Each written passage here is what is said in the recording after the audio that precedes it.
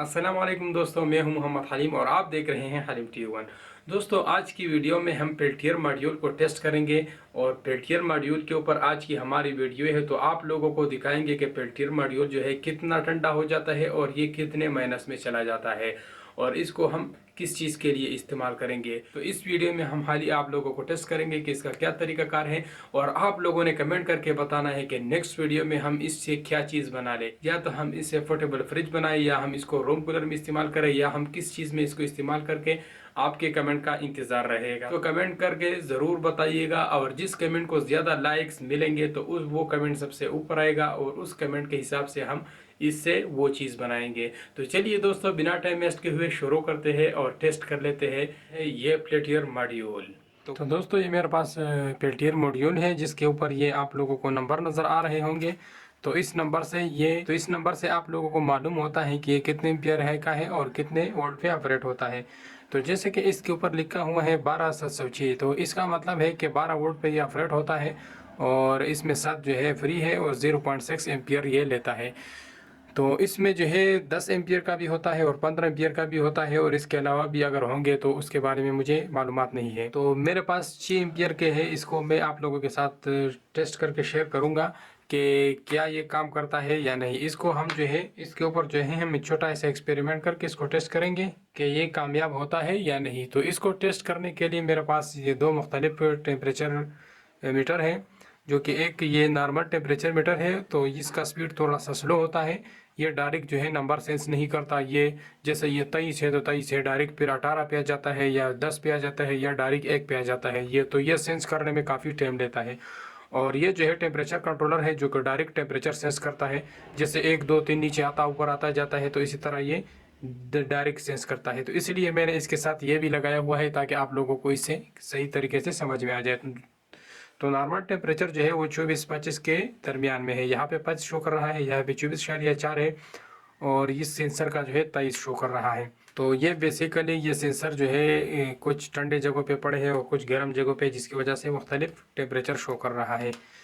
तो इन दोनों सेंसरों को जो है हम इस पेल्टियर मॉड्यूल के ऊपर रखेंगे, और आप लोगों को दिखाएंगे कि ये कितना -डिग्री सेंटीग्रेड में जाता है। तो यहाँ पे मैंने एक प्लास्टिक की डब्बे में पानी ली है और इसको लगाने के लिए आप लोगों को इस तरह एक हेड सिंक लेना होगा।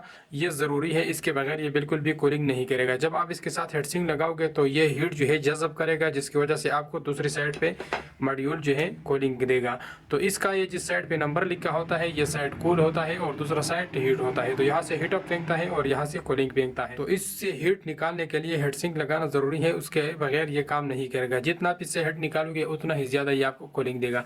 तो इसकी दूसरी साइड पे मैंने ऑलरेडी एक पेल्टियर मॉड्यूल रखा हुआ है जिसके नीचे मैंने पेस्ट लगाया हुआ है ऑलरेडी, तो उसको मैं ज़ाया नहीं करना चाहता, इसलिए मैंने इसको यूज़ करना है।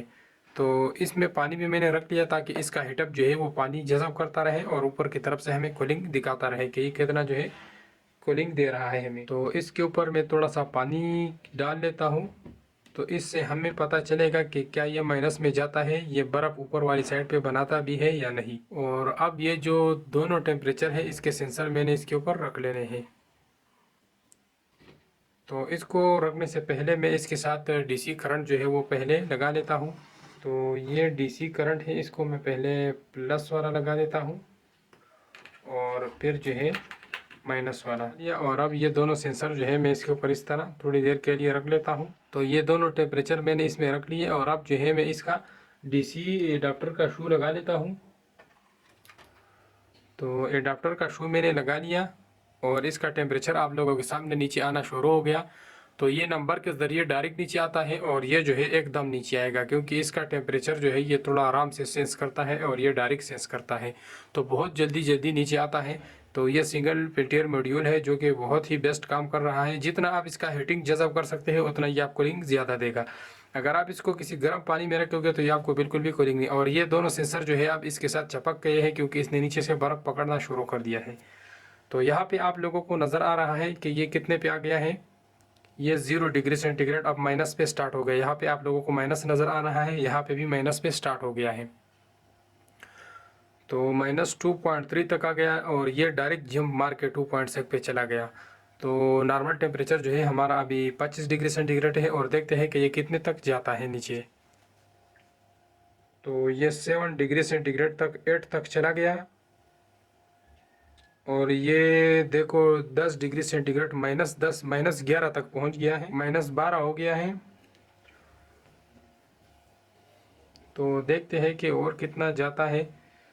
तो आप लोगों के सामने है -12 डिग्री सेंटीग्रेड तक पहुंच चुका है और अब यहाँ पे जो पानी हमने डाला था वो बर्फ़ बन चुका है और हाथ भी इसके साथ जो है चिपक जाता है। तो चलिए अब मैं इसको बंद कर लेता हूँ और आप लोगों को इसका बर्फ़ भी दिखा देता हूँ। तो ये इसका बर्फ़ है, जैसे कि आप लोगों को नज़र आ रहा है। ये दोनों आपस में सेंसर जो है चिपक चुके हैं, ये आप लोगों को सामने नज़र आ रहा है। तो ये इसने जो है मिनट में अंदर अंदर जो है इतना बर्फ़ बना लिया है। तो ये तो एक छोटा सा एक्सपेरिमेंट था, इसमें ये कामयाब हो गया। अब क्या पता बड़े एक्सपेरिमेंट में ये किस तरह चलेगा, या चलेगा भी नहीं चलेगा।